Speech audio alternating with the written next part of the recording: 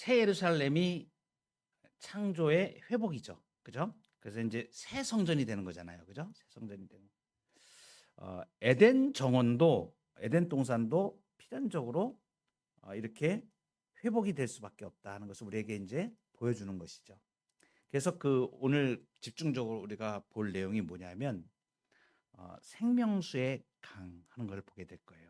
생명수의 강인데 오늘 22장 1절에 보면 또 그가 수정같이 맑은 생명수의 강을 내게 보이니 이랬습니다.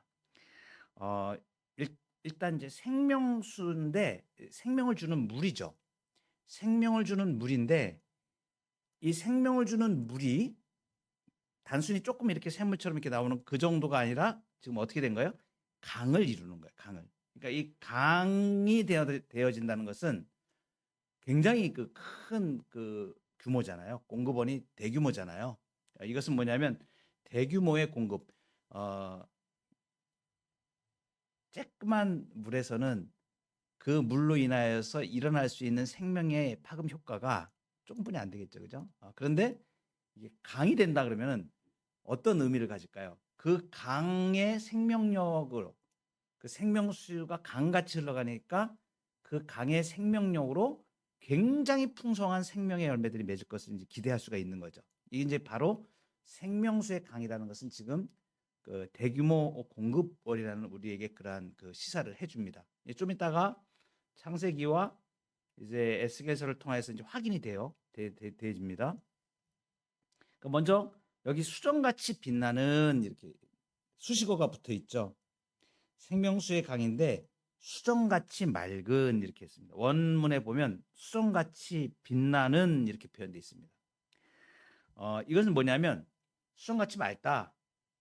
이 생명수가 어떤 성격을 가지고 있는가 하면 정결함을 말해주는 거예요. 수정같이 맑다는 것은 그 아주 맑은 것을 말하는 거예요.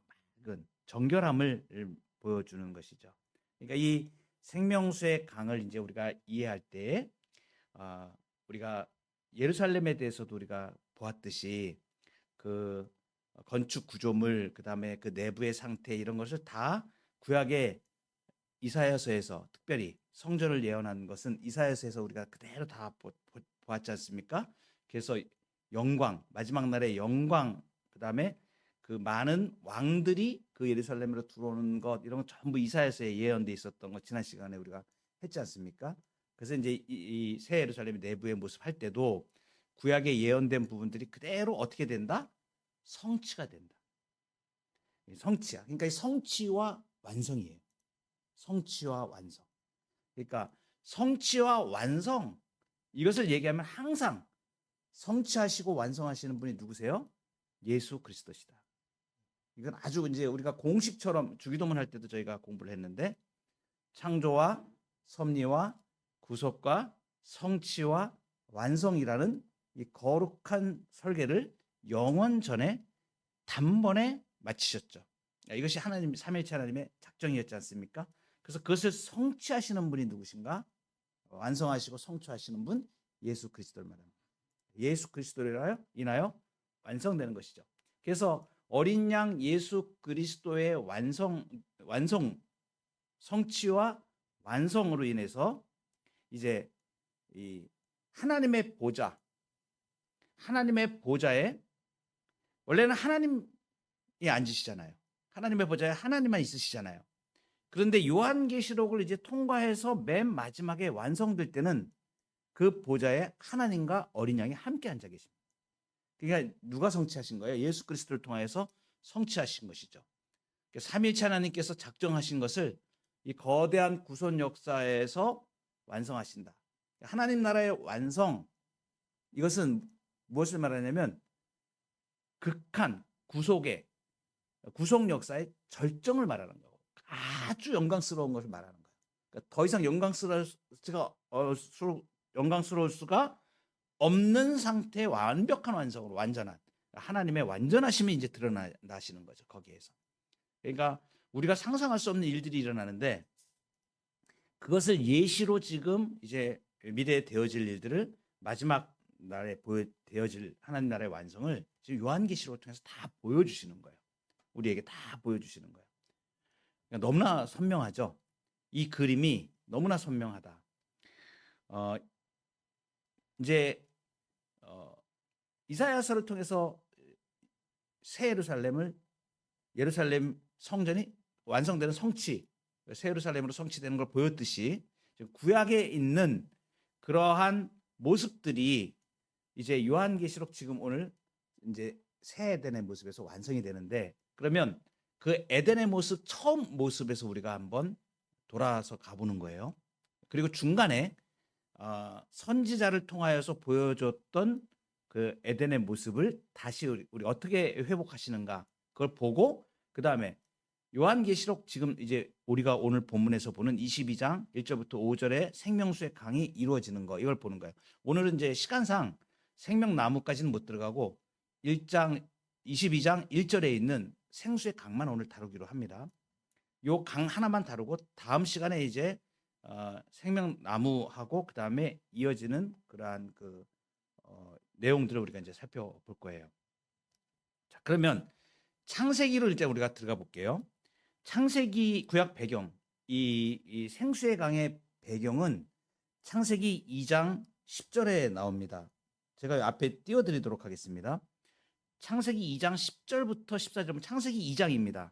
창세기 2장이면 뭐죠? 창조와 연관돼 있잖아요. 창조와 연관돼 있어요. 그리고 그 중에서 특히 2장의 10절, 이 부분은 에덴에 대해서 설명을 해주는 거예요. 에덴 동산에 대해서. 그럼 잘 보세요. 이제 제가 한번 읽어보겠습니다. 강이 에덴에서 흘러나와 동산을 적시고 거기서부터 갈라져 네 근원이 되었으니 첫째의 이름은 비손이라. 금이 있는 하일라 온 땅에 둘렀으며 그 땅의 금은 순금이요 그곳에는 베들리엄과 호마노도 있으며 둘째 강의 이름은 기혼이라. 구스 온 땅을 둘렀고 셋째 강의 이름은 히데겔이라. 아수르 동쪽으로 흘렀으며 넷째 강은 유브라데더라. 유브라데 강 기억나시죠? 어딘지 하란 땅까지 쭉 아브라함이 했던 그 하란 땅까지 갔던 그 길게 이어지는 지도상에서 보면 그런 겁니다. 근데 지금 강이 4개가 나오죠. 4개가 나오는데 이 강이 어떤 역할을 했냐면 생명을 주는 역할을 한 거예요. 여기서 보면 처음 에덴에서 강이 어디서부터 발원했냐면 에덴에서 발원했다. 에덴이라는 걸 한번 주목을 해보세요. 에덴에서 흘러나와서 어떻게 하냐면 동산, 정원이라 그러는데 이 에덴 정원을 다 적시고 거기서부터 갈라져 근원이 되었다. 그래서 네 강으로 이렇게 나눠진 것으로 나옵니다. 자, 그러면 에덴에서 흘러나왔다. 그러면 여기 보면 우리가 뭘 알 수 있냐면 그 에덴 동산에 온갖 과실과 실과들이 풍성하게 있었지 않습니까? 그러니까 보기에 아름답고 먹기에 좋은 나무들이 풍성하게 자랄 수 있다는 것을 분명히 이것을 통해서 우리가 볼 수 있겠죠. 그죠? 이러한 기능이 이제 인간의 타락으로 인해서 어떻게 됩니까? 이 에덴에서 사람이 쫓겨나죠. 그리고 이제 어떻게 됩니까? 타락으로 인해 가지고 그 이후에 자연계가 어떻게 되죠? 땅이 가시덤불을 내고, 그죠? 자연계도 신음을 합니다. 사람의 인간의 타락으로 인해 가지고 자연계도 영향을 다 받았어요. 그래서 땅이 가시덤불을 내고 그런 이제 표현들이 있지 않습니까? 어쨌든 이제 이 에덴에서 어떻게 됐습니까? 타락한 인간이 추방당합니다. 추방당해요. 그죠? 자, 이게 이제 타락까지 가는 거예요. 그러면 그 이후에 어떻게 됐는가? 그러면 하나님께서는 그 타락한 인간을 향하여서 구원의 역사를 이제 행하시지 않습니까? 구원의 역사를 행하셔 가시잖아요. 그렇죠? 그러면 애초에 하나님이 설계하셨던 그것이 지금 어디에 표현되어 있냐면 에덴에 표현되어 있는 거예요. 그죠? 그리고 그 에덴 동산이 완성된 모습 그것을 표현하는데 그 중간에 이제 인간이 타락을 하니까 하나님께서 그것을 회복하는 모습으로 하시고자 어떻게 합니까? 이제 하나님이 거하시는 그 처소를 이렇게 만들게 하시죠. 이제 그게 성전 아닙니까? 그죠? 그래서 성전을 통하여서 하나님이 계시는 것을 이렇게 계시하여 주시고 같이 하나님의 백성들을 같이 이제 구원하시는 그 구원의 역사를 이렇게 쭉 해 나가시는데 그것은 뭐냐면 이제 회복의 역사죠. 그죠? 회복의 역사죠. 구속의 역사, 회복의 역사죠. 그래서 이제 다시 타락하기 이전에 그러한 모든 영광스러운 상태를 회복하기 위해서 구속 역사가 진행된 거예요. 그러니까 이제 요한계시록 끝에는 이제 회복이 될 텐데 이 회복을 중간에 회복되기 전에 선지자를 통하여서 어떻게 그렇게 그 회복이 될 것인지 이 생수의 강이 어떠한 구도로 이렇게 흘러갈 것인지를 계속해서 선지자를 통해서 이렇게 보여주세요. 생수의 강을 통해서. 그 중에 대표적인 선지자가 에스겔 선지자입니다. 그래서 에스겔 선지자의 성전의 모습이 나오는 것이 그 에스겔 47장이거든요. 그래서 이제 어쨌든 간에 이 강이 이제 중간에 한 군데를 거쳐가죠. 이제 가까이 출애굽 시대에 이 강이 생명을 주는 생수의 강입니다. 생수의 강이 이제 에덴에서 이게 발원해서 갔는데 이게 이제 인간의 타락으로 해서 이제 막힌 거예요. 그래서 그 풍성함을 누리질 못해. 근데 이제 그것을 이제 계속 구속 역사에서 하나님이 드러내세요. 보여주시는데 가까이 나타난 사건이 어디냐면 출애굽 사건이에요. 출애굽 때에 이스라엘 백성들이 애굽에서 나와서 광야를 갑니다. 광야를 갈 때에 어떤 일이 일어나냐면 물이 없어서 죽게 생깁니다. 바로.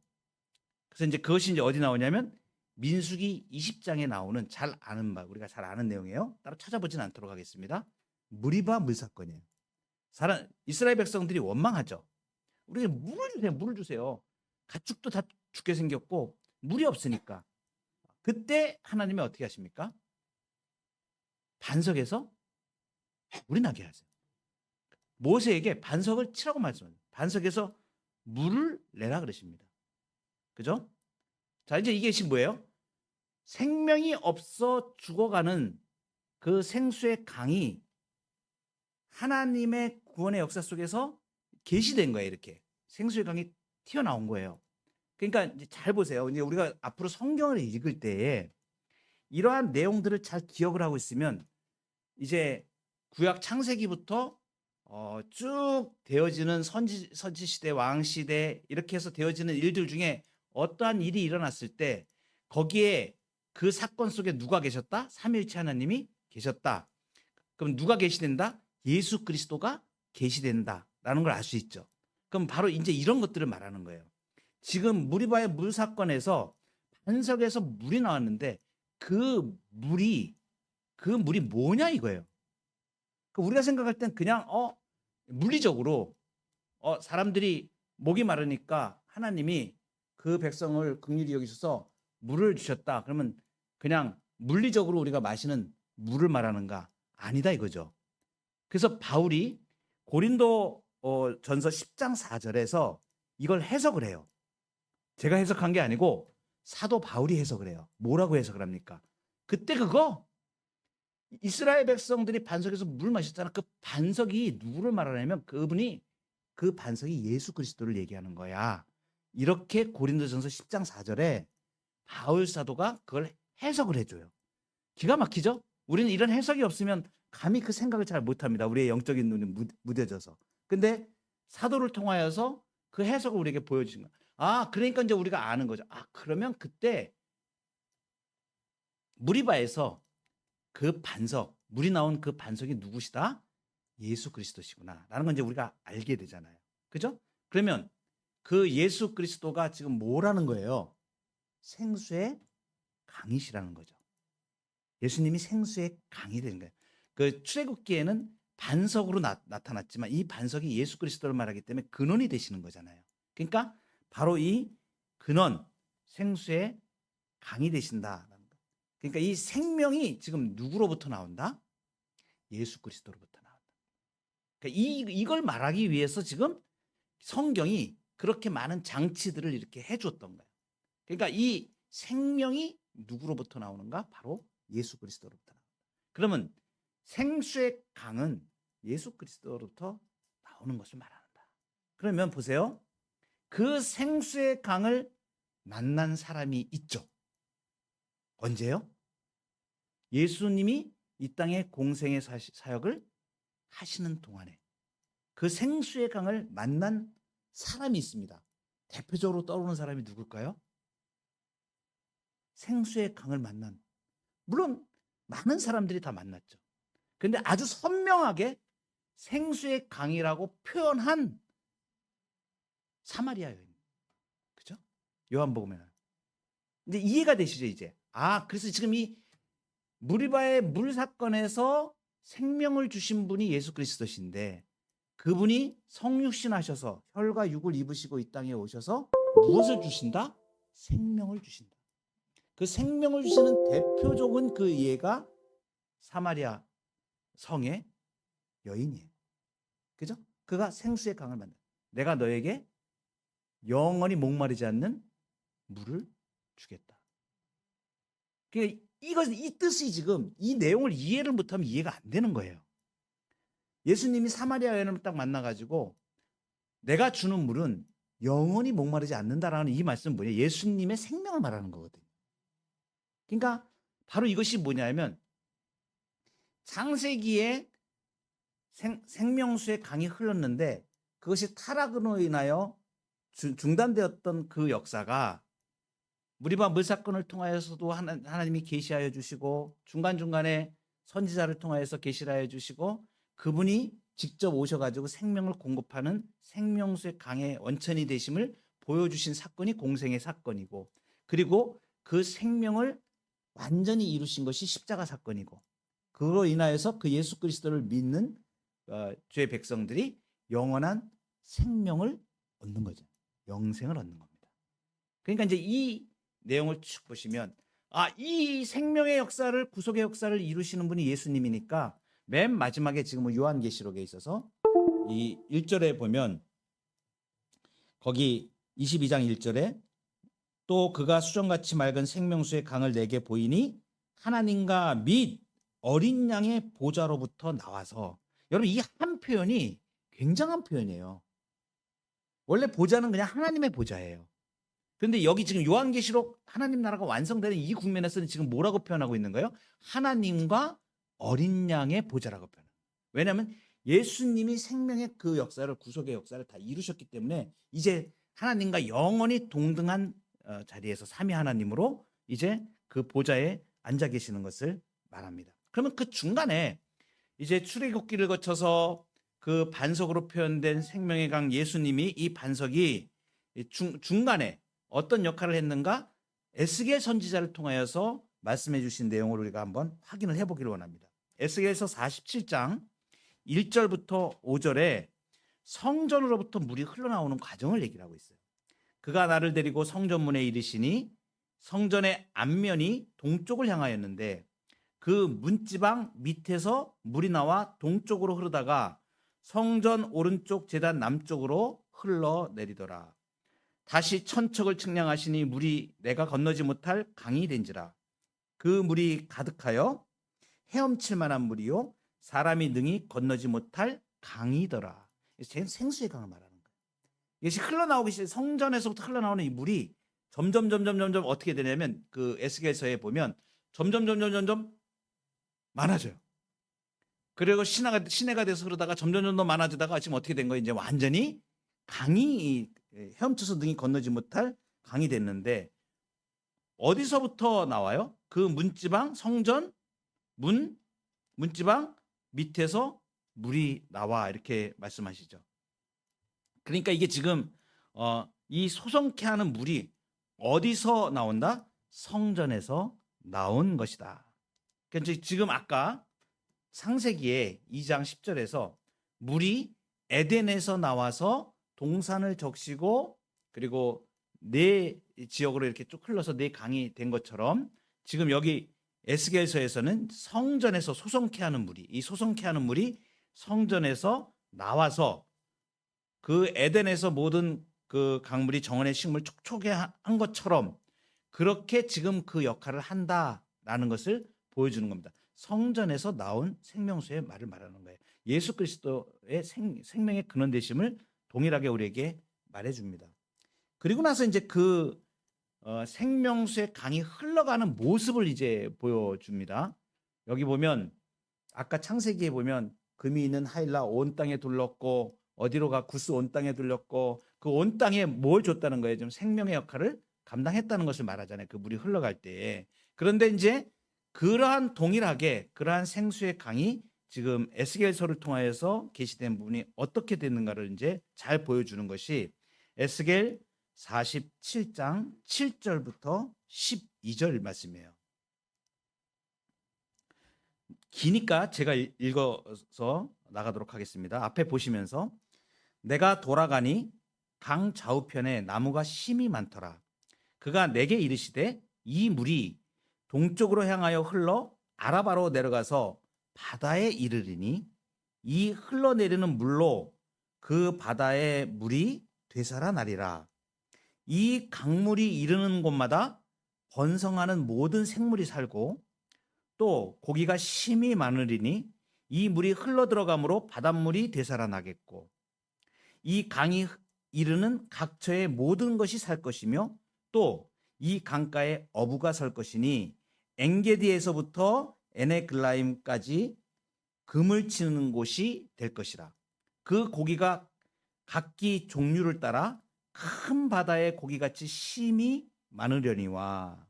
이제 12절로 가면 강 좌우가에는 각종 먹을 과실나무가 자라서 그 잎이 시들지 아니하며 그 열매가 끊이지 아니하고 달마다 새 열매를 맺으리니 그 물이 성소를 통하여 나옴이라.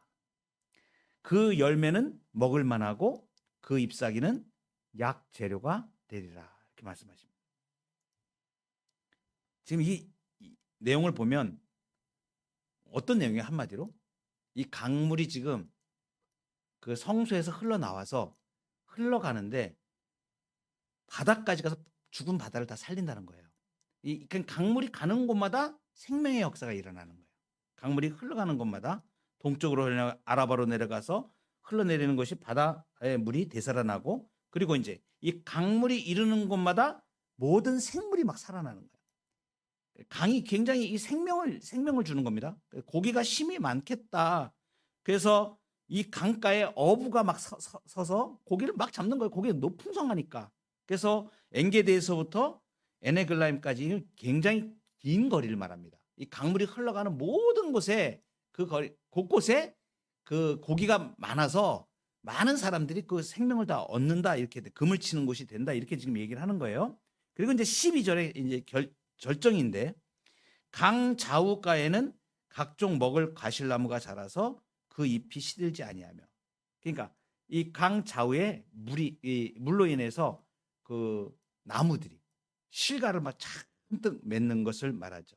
끊이지 않고 그리고 달마다 새 열매를 맺고 그 잎이 시들지 않을 것을 말합니다.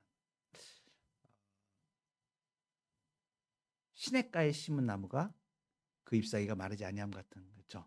그 뿌리가 그 강가에 있는 그 물을 공급받아서 아주 견고하게 아주 비옥한 그 토양 거기에서 나무들이 잘 살지 않습니까? 이러한 것을 지금 말해주죠. 2절에 보면 그런 얘기가 나와요. 우리 22장 오늘 요한계시록 22장 2절에 보면 길 가운데로 흐르더라. 강 좌우에 생명나무가 있어 12가지 열매를 맺되 달마다 그 열매를 맺고 그 나무의 잎사귀들은 만국을 치료하기 위하여 있더라. 잎사귀가 만국을 치료하거든요. 여기도 잎사귀가 나왔잖아요. 그죠? 열매들 나왔죠. 똑같이 지금 일어나는 거야. 그러니까 지금 창세기에 있었던 예시되었던 에덴의 그러한 생명의 역사가 지금 이제 그것이 회복되어지는 그걸 에스겔 선지자를 통해서 이렇게 보여주는 거죠. 그죠? 성소에서 나온 물이 흘러가면서 이러한 회복의 역사, 생명의 역사를 이루다가 그것이 완성되는 것이 지금 어디예요? 지금 요한계시록 지금 여기 와서 이제 완성되는 것을 말합니다.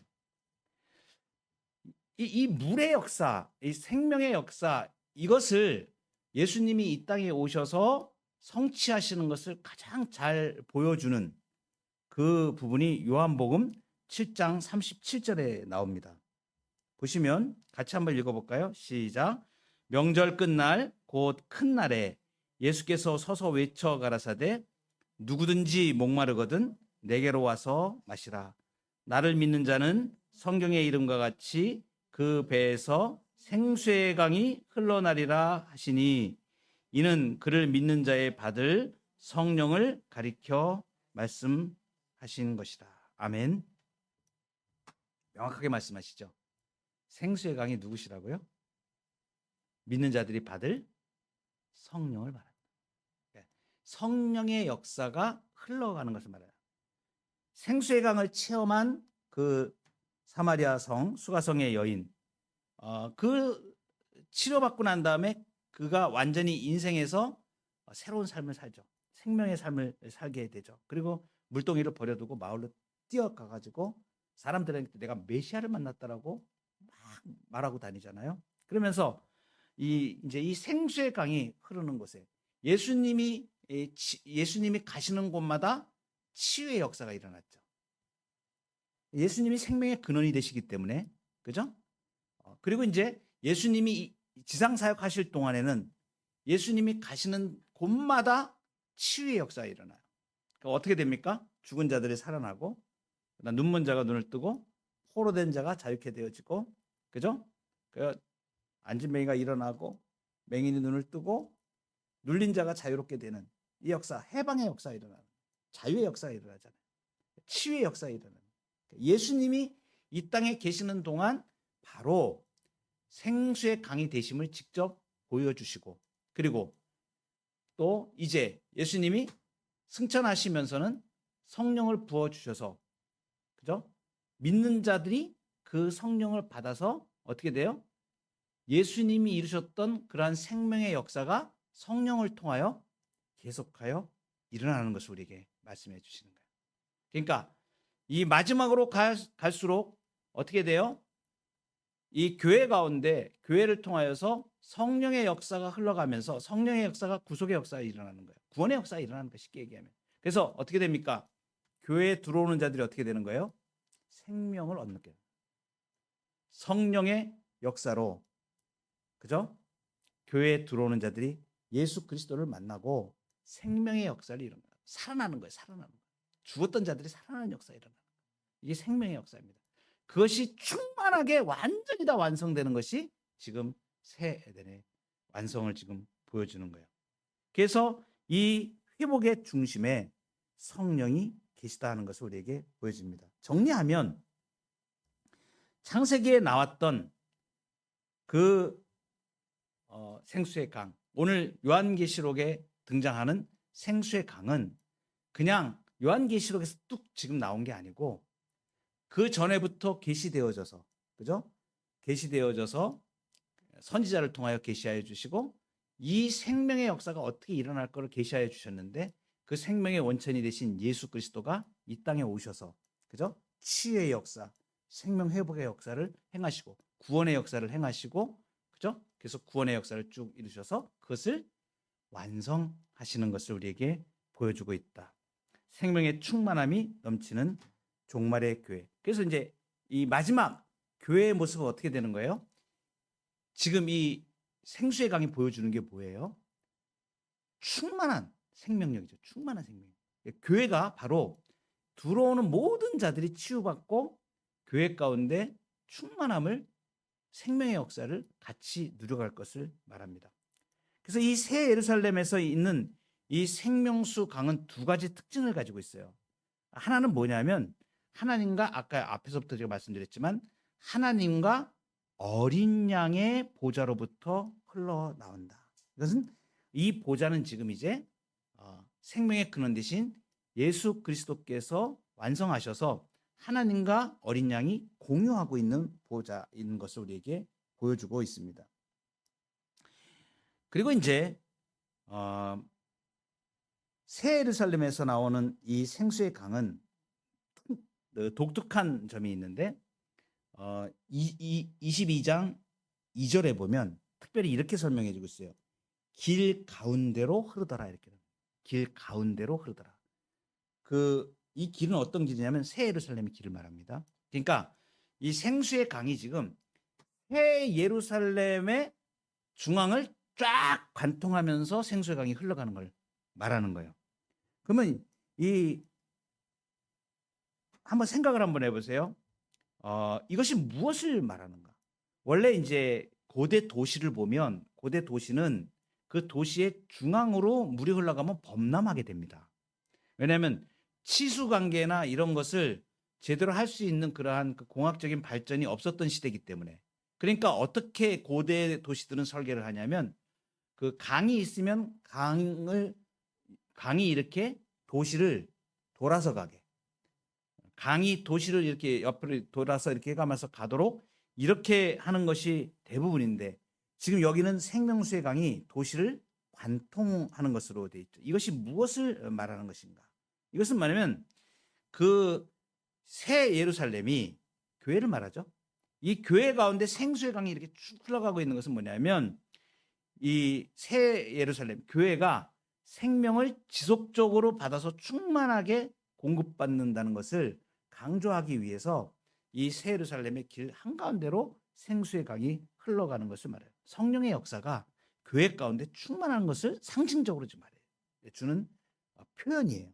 그래서 누구든지 이 교회 안에 들어오는 자들이 새 예루살렘에 들어오는 자들이 그 생명의 역사를 누릴 수 있도록 그 생명의 강이 이렇게 전혀 부족함 없이 새 예루살렘 공동체 가운데 성령을 통한 충만한 역사가 전혀 부족함 없이 일어날 것을 우리에게 말씀해 주시는 것입니다.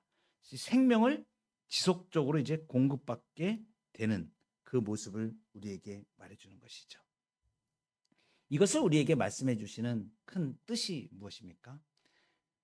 교회는 이런 완성을 향하여 지금 나아가고 있다는 것을 우리에게 말씀해 주십니다.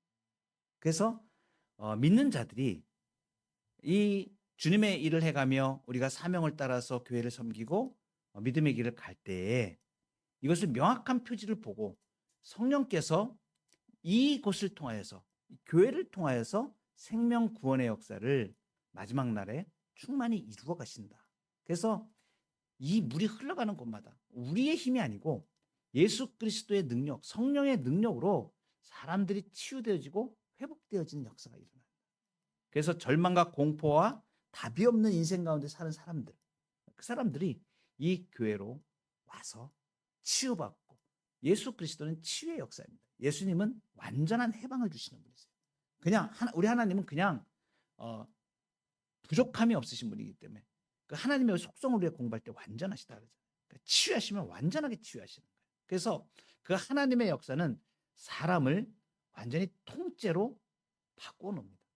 불가능의 사람을 가능의 사람으로 완전히 바꾸는 거예요. 그 대표적인 사람이 오늘 주일 예배에도 제가 설교드렸지만 바울 아닙니까? 그죠?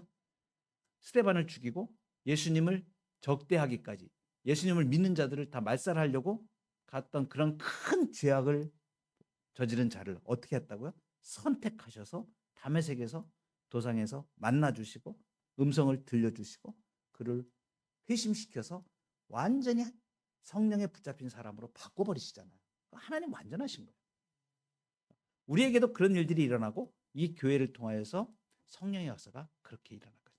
물고기들이 가는 곳마다 다 살아나듯이 이곳에 들어오는 자들이 생명력을 얻어서 절망과 공포 속에 있던 사람들, 인생에 답이 없던 사람들 다시 예수 그리스도를 인격적으로 만나고 살아나는 역사예요. 생명의 역사가 일어납니다.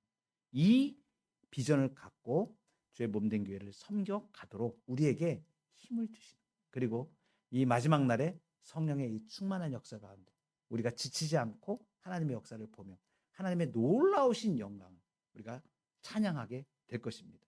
이 역사 속에서 그렇게 하고 교회를 중심에 놓고 운영해 가시는 이 역사를 주관해 가시는 하나님의 권능의 손에 우리가 그것을 보고 목도하며 이 교회를 승리케 하시는 그 모습을 우리가 바라보고 믿음과 은혜 가운데 전진해 가는 저와 여러분 되기를 소망합니다.